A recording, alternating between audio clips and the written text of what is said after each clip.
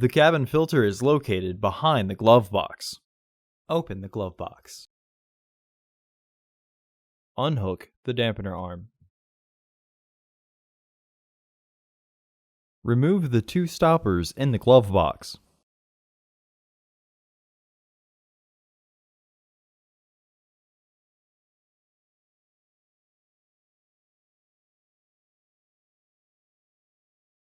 Lower the glove box. Unclip both sides of the housing cover to remove it. Remove the old filter from the housing and clean out any debris inside. Install your new AQ1205C filter into the housing, with its airflow indicating arrow pointing down.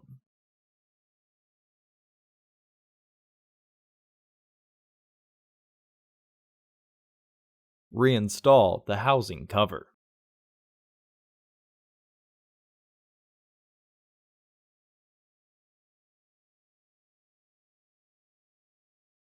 Reinstall the stoppers by matching the shape and then rotating clockwise.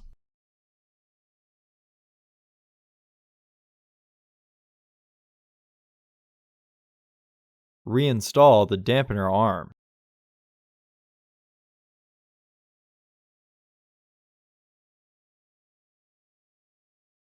Close the glove box.